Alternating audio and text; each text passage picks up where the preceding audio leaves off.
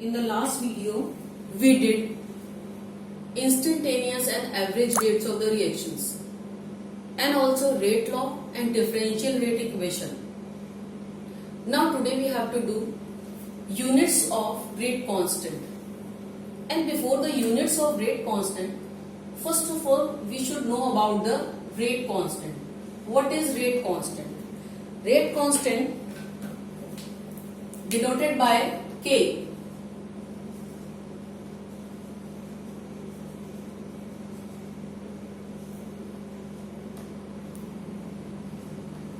Its characteristic features we have to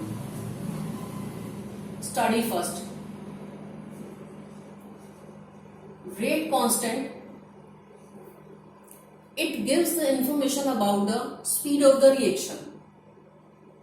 Means greater is the rate constant,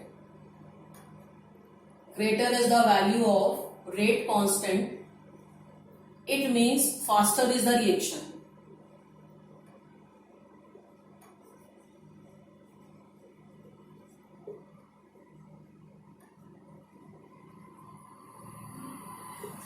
Lesser is the value of rate constant means slower is the reaction comparatively. For every reaction, rate constant K value is a constant value.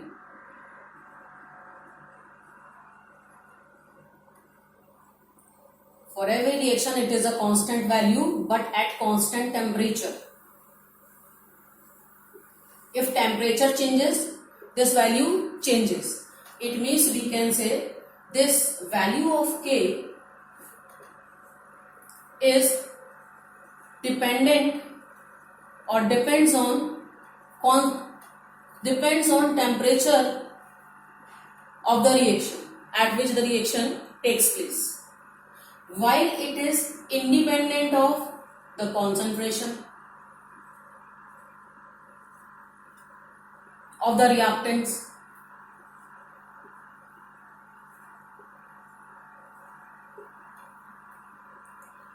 And the units of K,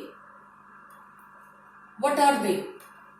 They depend upon order of the reaction. So units of K are different for different order reactions. For the reactions of different order.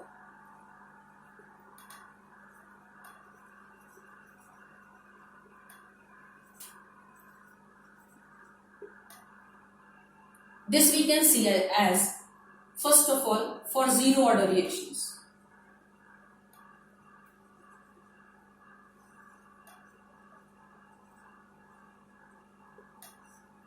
How can we find out?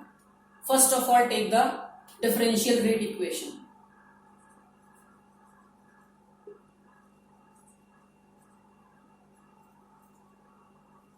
That differential rate equation is minus dr by dt equal to K and reactants to the power of, let it be n. Order we can change. Earlier we have written this reactant A plus B equal to products. So these were A and B. Now we have written R. If we have written R here, it means we are taking for the reaction when reactants R, they are changing into product P. For this reaction we are doing. There is no use of negative sign here to find the units of K. So here K, what it will be K? K will be equal to, if we take, it will be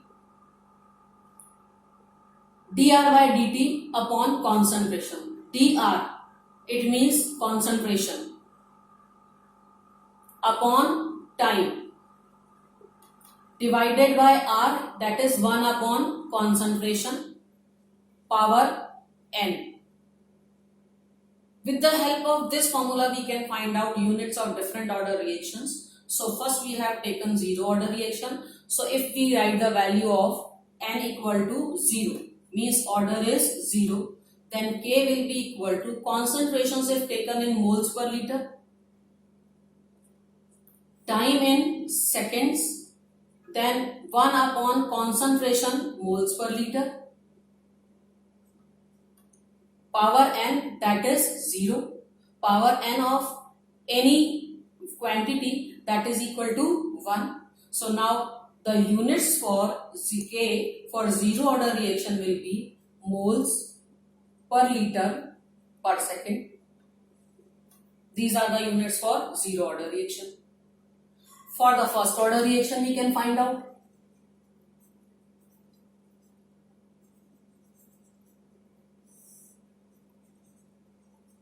For first order reaction, we can find out in the same way. K equal to concentration, that is moles per liter, that will remain there only. Seconds, they will also remain there only, into 1 upon moles per liter, but this time power 1. Because this is first order reaction, n equal to 1 we have written. They will get cancelled out. Units will be only per second for first order reaction. For second order reaction, for second order reactions, K will be equal to moles per liter, 1 upon mole per liter. Now power will be 2 because this is second order reaction. One quantity mole per liter will cancel out, so we get second into moles per liter. That is, we can write down mole inverse, second inverse, liter, or mole liter, second inverse. This will be the unit. This will become inverse in numerator. This will be in numerator inverse. Liter will be liter only. And the same way for third, fourth order we can find out. It means generalized formula for finding K will be what? This will be always mole per liter per second. But here this is mole per liter always there. Here power n will be always subtracted from here.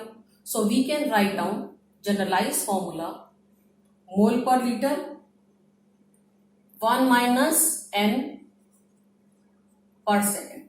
This will be the generalized formula. And if gases are there and their pressures are taken in bars or atmosphere, then this formula will change, or units of K can be found out by writing bar 1 minus n per second, per minute, or per hour, whatever timings we can take here. For same for atmosphere, 1 minus n per second or per time.